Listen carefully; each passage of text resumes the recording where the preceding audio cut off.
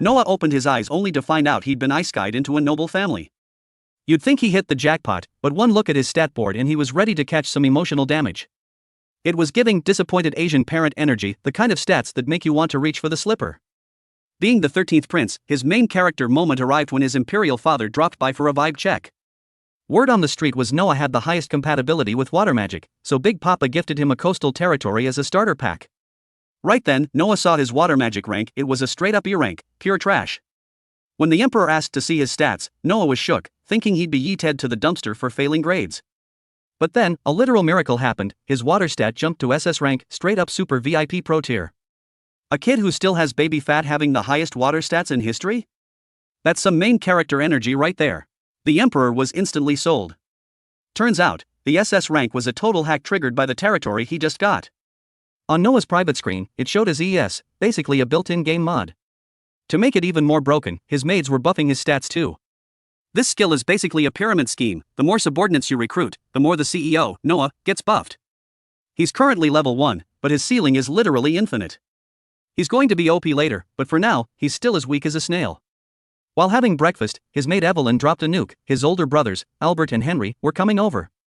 Noah knew these two had 0 riz and negative personality points. They were only there to start beef. He switched to defense mode and met them in the lounge.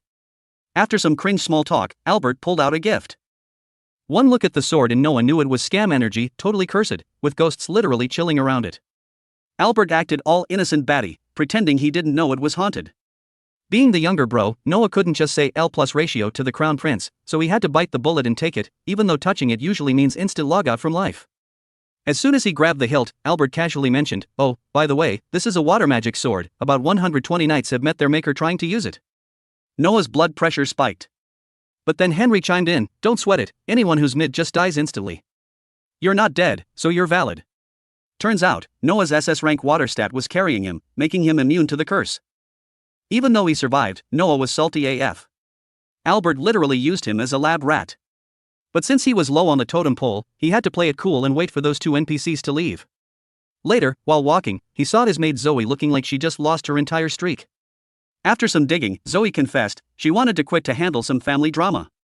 A flood hit her hometown, her mom's farm got yeeted into the ocean, and they were broke. Zoe was planning to go work the streets in the red light district to buy a house.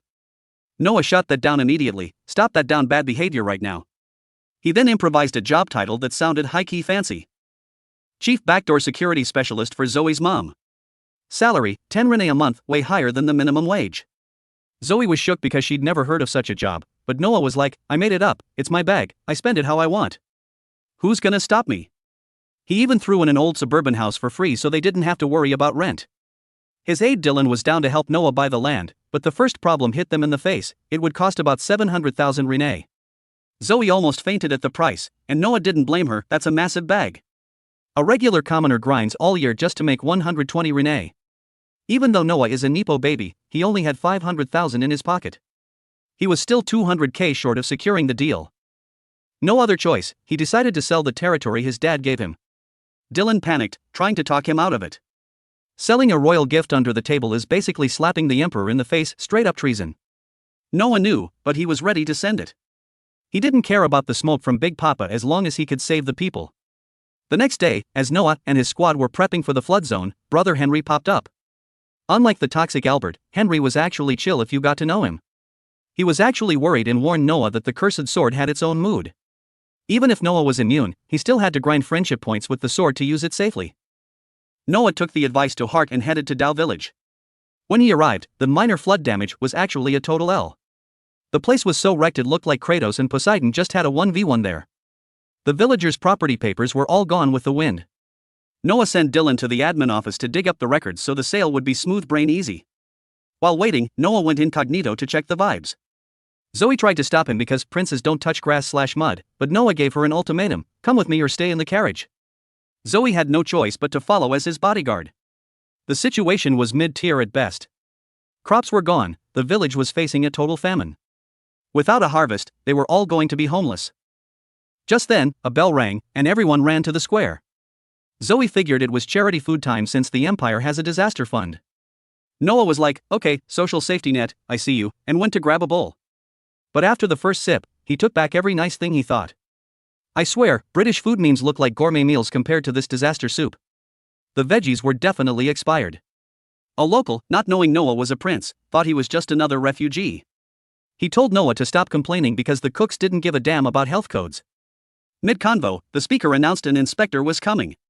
Zoe said it was Lord Gerald, a local official coming to check the food quality. Gerald walked up to the mystery stew. It looked like straight-up vomit, but since he wasn't eating it, he didn't care. He winked at the chef to send the premium stuff to his mansion, and the chef was nodding like a simp. Noah saw this clown behavior and his blood started boiling. He blocked Gerald's carriage and asked him straight up if he was embezzling the budget to feed the people pig slop.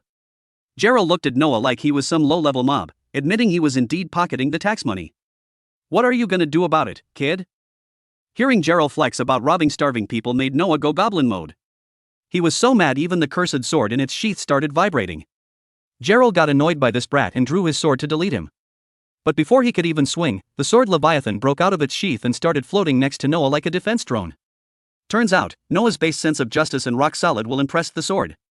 With the power buff, Noah swung his hand, light as a feather, and sent Gerald's head on a one-way trip away from his neck for the crime of being a corrupt boomer who tried to step to a prince. Right after, the local big boss, Lord Rowan, showed up. The guards were screaming to arrest Noah for murder. But as soon as Rowan saw Noah's face, he recognized the 13th prince and immediately hit the deck, begging for mercy. Noah said, "We need to have a little chat," which basically meant, "You're cooked, buddy. How did you let your subordinate act like this?" He told them Gerald had been uninstalled, but his cronies were still around, so Rowan better clean house. Also, cook some real food for the people, no more pig slop. After Noah closed the deal on the village, news reached Albert. The big bro's jaw dropped because Noah was using the cursed sword with 0 side effects. But he wasn't done yet, he's still cooking up some villain arc schemes for later. Meanwhile, Noah was summoned to the principal's office, the emperor's room. He was ready to get roasted for selling royal land to buy a trash village. But plot twist, the emperor actually thanked him. Big Papa was like, if you didn't step in, those people would have been finished. He realized his youngest son was actually a goat and a rare talent. He hyped Noah up to keep grinding for the empire. Noah was like, bet, and that's the end of episode 1, fam. Don't forget to hit that subscribe button so you don't miss the next one, or you'll be stuck living in the Stone Age. The next day, Noah went into incognito mode at a hole-in-the-wall joint on Raid Street to vibe check a famous street singer. He snagged a prime seat and started acting like a human CCTV. Before long, a pink-haired girl took the stage and started serving vocals. Noah's brain started braining, he remembered the rumors, her name was Ali Che. Listening closely, she actually slayed, the vibes were immaculate. But with his pro ears, he could tell her technique was still a bit mid and needed some serious grinding. Still, he felt her main character energy, she wasn't just doing it for the clout, she was out here hustling to survive. Suddenly, the vibes were ruined when 3 absolute units stormed in like a literal tornado. They started causing a scene, making everyone stop to sip the tea. These goons started barking at Alice, asking why she was wasting time singing instead of making bank to pay off her parents' debt. Alice was shook, literally trembling. She stuttered that she hadn't secured the bag yet but was working overtime. The thugs then started hinting at some SUS alternative ways for a girl to pay back debt. The customers just sat there, sending thoughts and prayers because they were too scared to catch these hands. Before things got out of pocket, Noah stood up and chose violence, the verbal kind. He walked up and dropped some legal facts, forcing a kid to pay a parent's debt? That ain't it, chief. It's illegal. The thugs laughed him off, thinking Noah was just some new playing hero. One guy tried to get hands-on and grabbed Noah's shirt. Noah immediately clapped back with that Leviathan energy. A massive power surge radiated through the room, leaving everyone shook to their core. Seeing Noah's final boss power, the 3 thugs folded immediately and skedaddled before they got completely wrecked. After clearing out the NPCs, Noah went soft on Ali Che. He asked her how much she needed to survive. She spilled the tea, saying most of her cash went toward her mom's medical bills. Noah didn't hesitate, he secured the bag for her, promising 25 Rian a month so she could focus on her music career. He even promised a pay raise if she leveled up her vocals. Alice was literally crying tears of joy, thanking him a million times and promising not to let him down. That night, Noah got home to find the 3 thugs from earlier literally simping for forgiveness at the palace gates. They clearly realized he was the GOAT. Noah, unbothered, told the guards to yeet them out. A prince doesn't just do meet and greets with randoms. His brother Henry showed up, totally vibing with the decision. Henry said gatekeeping the royalty was the right move, don't let the commoners lower the palace's street cred. Noah then gave Henry a low-key debrief. He explained that by showing his face, those thugs would live in fear, which would keep Alice safe. Henry was floored by Noah's 4D chess moves. Even though he's the youngest, Noah was outcalculating everyone his age. Switching topics, Henry asked about the Leviathan sword. Word on the street was Noah had already mastered it. Noah confirmed it, humble bragging that it was all thanks to Henry's advice. To prove it, Noah pulled a glitch in the Matrix and summoned the sword out of thin air. Henry's jaw dropped, he'd never seen a flex like that. Noah explained it wasn't magic, just a high-level trick. He hid the sword in his sleeve and used its sentient vibes to resize it on command. Henry was once again left standing his little brother's talent. Later, outside the palace, the three goons were still camping out. One of them tried to catch Noah off guard, but Noah just released a tiny bit of his aura, and the dude immediately folded, apologizing like crazy. Henry was like, "Wait, what just happened?" And Noah was like, "Just a little sword energy to keep them in check." That evening, at a royal gala, Noah walked in and the whole room gave him a standing ovation. A lord named Radok spotted something on Noah's hip. Noah did a casual flex. "Oh, this? Just the Leviathan sword the crown prince gifted me." The room went wild. Everyone knew the Leviathan was a legendary picky eater when it came to owners. Some hater in the back called it wish.com fake, so Noah triggered the sword's power just a bit. The whole crowd turned pale, feeling the main character pressure. No more cap, everyone acknowledged Noah was the real deal. After that, the nobles lined up like it was a supreme drop just to talk to Noah. Everyone was throwing compliments his way, but Noah kept it Mr. Congeniality, being polite to everyone. Then came Brian Allen, CEO of Brian Company, and his daughter Cindy. Noah scanned them and his brain started braining again. Cindy wasn't his biological daughter, she was adopted. Even deeper, she used to be an unalive worker, slave. He caught the 1,000-yard stare and the hypervigilance typical of someone from the streets. Brian was shooketh that Noah read him like an open book. He knelt down and confessed, he bought Cindy as a slave, but she was so big-brained and learned so fast that he adopted her. Noah was vibing with the positive energy. He loves a good zero-to-hero blow-up story. He invited them to pull up to his villa sometime to tell him more. The next day, Noah was chilling when he ran into his eighth brother, Oscar. After some small talk, Oscar invited Noah to go relic hunting, thrifting for treasure. Noah said bet, and they headed to Cobalt Street. Oscar warned him the place was full of scams and reps, and that spotting the real deal was a basic royal skill. They spent the whole day grinding but found nothing but mid items.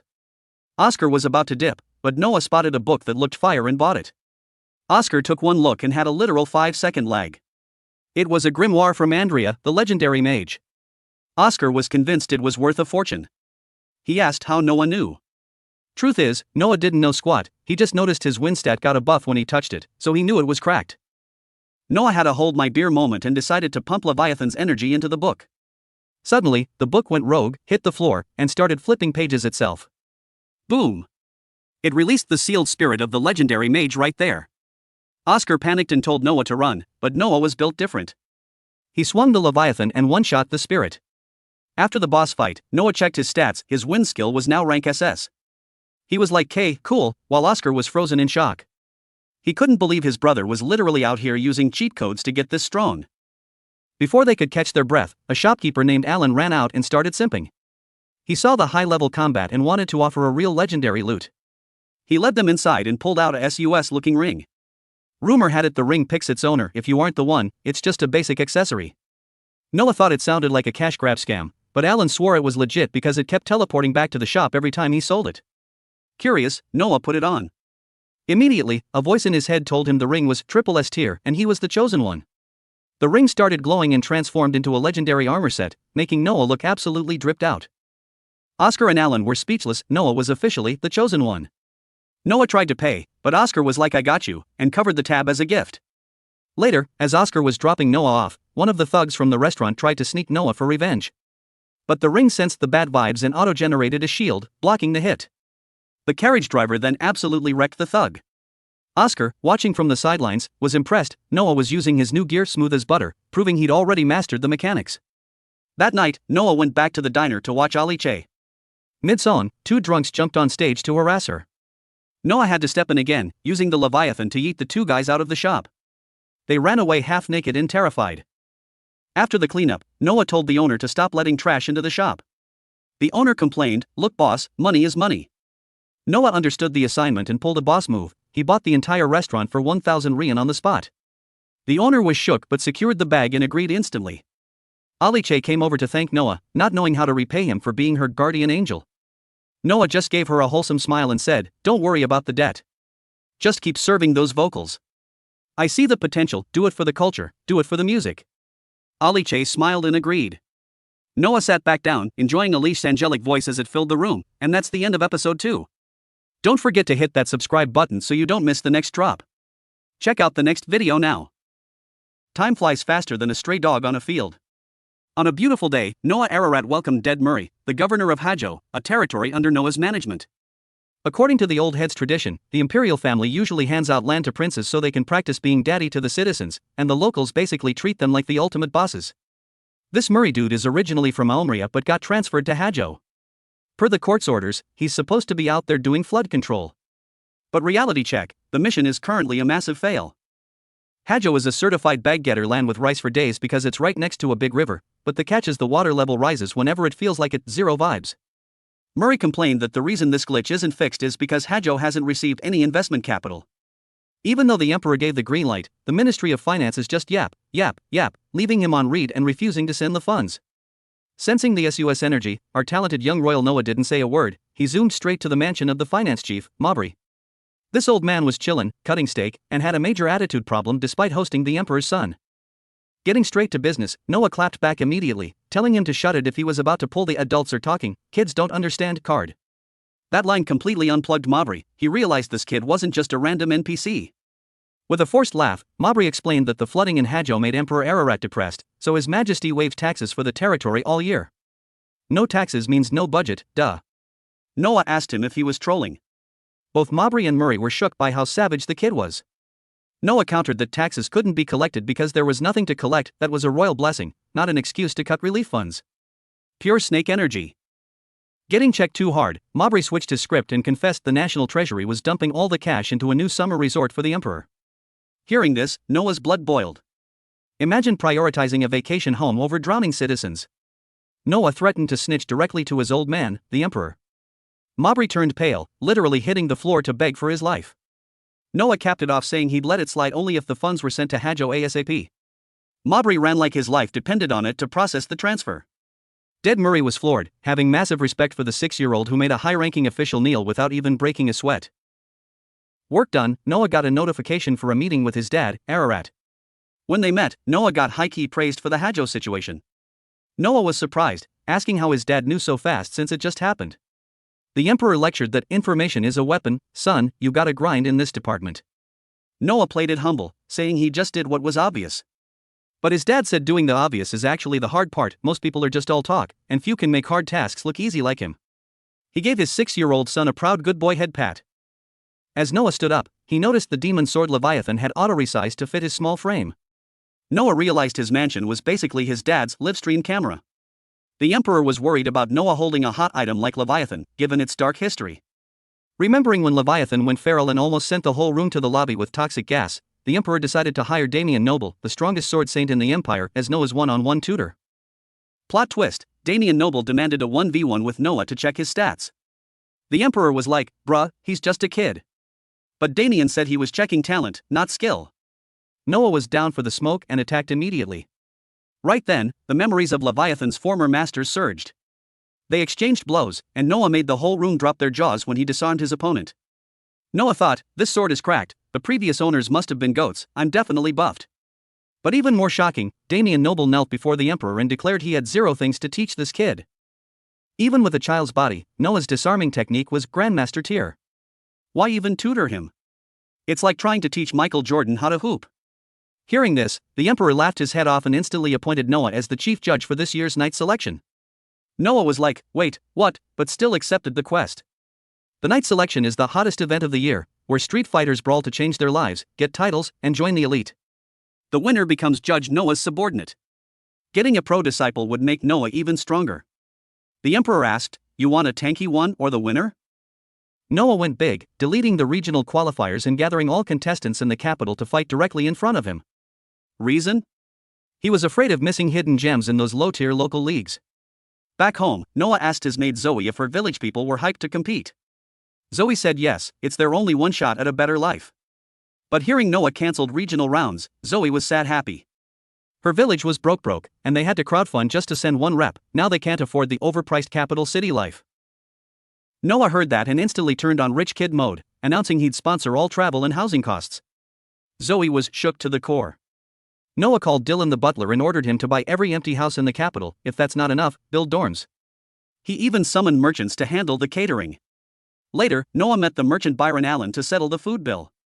Seeing a suspiciously low price, Byron said it was a special discount for the 13th prince. Noah scoffed, telling him to stop the cap. He knew Byron had an ulterior motive. Byron felt totally exposed by a kid. Turns out, Byron wanted the tea on the maid recruitment happening at the palace. He wanted to plant a pretty girl from his side in there. Noah predicted that if Byron had an insider, he'd own the meta of info, and if the emperor simped for her, Byron would be set for life. Byron was sweating buckets because this kid knew everything. Noah clinched it. If she's a baddie, I'll recommend her. Byron was hyped, kneeling and asking to put Noah's crest on his shop sign, basically asking to be his underling publicly. Noah warned him, betray me and it's game over. On the way back, Noah was vibing because he gained a follower, but suddenly his water stats dropped. Sensing a glitch in Almeria, he did a quick U-turn back to the palace. There, Emperor Ararat was already waiting, like I knew you'd show up. It wasn't that he knew the details, just his endgame boss intuition. Intel rushed in, there's a riot in Almeria. About 5,000 people, basically a small army. By the way, the emperor low-key asked if his son wanted to solo the map and suppress the riot himself. But Noah shook his head no immediately, saying this match was hopeless because he's still green and hasn't seen the real world of the battlefield. If he gives an order and the soldiers disrespect him for being an inexperienced kid, it's a total L. The emperor admitted he was a bit shocked Noah turned down the command, even though the kid's analysis was based and objective. The old man asked who Noah wanted to send as a sub instead. Noah voted for Henry. Reason, with this size of riot, a face-tanking approach is the meta, and Henry is known as the sweatiest/most careful prince. He'll execute this play perfectly. The emperor felt it was a W choice and summoned Henry. A moment later, the 21-year-old fourth prince arrived for the quest. Sitting in the carriage with Noah, he wondered why his little bro didn't secure the bag on this easy chance. Their country is a nation of warriors, and people worship these combat feats.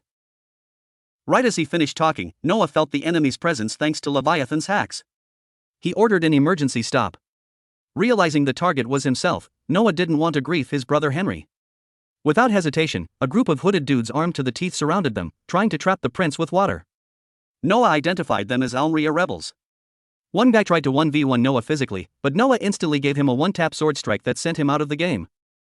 Even so, the rest of the mob tried to gank the 13th prince, starting a team fight. But Noah's gameplay was too smooth, using Leviathan's power to carry the whole map, easily CCing every opponent until the last one. After the win, Henry was glazing his little brother for how fast he leveled up. According to Henry, these rebels were mostly cavalry on horses, which was a weird flex to see here.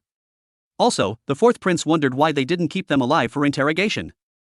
Noah explained he didn't confirm anyone, he just used Leviathan's aura to scare them into a faint after knocking them out. Otherwise, these rebels would likely self-delete before being questioned. Remembering his brother said the enemy were all cavalry, Noah felt something was off. Everyone knows Almeria is trash at producing warhorses. The next day, Noah summoned Byron Allen because this dude does business around Almeria. First, Noah gatekept him, saying the merchant would be dead meat if this leaked. Then he explained the riot situation and the high chance the enemy was mostly cavalry. After tossing the merchant 10,000 leans, Noah ordered him to buy out every single bit of horse fodder in the region. Byron Allen asked if he should buy human food too, and Noah gave a cold nope. According to Noah's math, Almeria has zero defense industry, and based on Henry's words, those warhorses were likely imported. And if they're imports, their local food supply will have a limit. Byron Allen argued that if they take all the food, the soldiers will just grief the innocent locals. But Noah just smirked, saying, that's exactly what I want. Totally simping for his master's big brain, Byron Allen promised to start this market manipulation campaign immediately. Don't forget to check the videos on the screen and hit that subscribe button so you don't miss the next episode.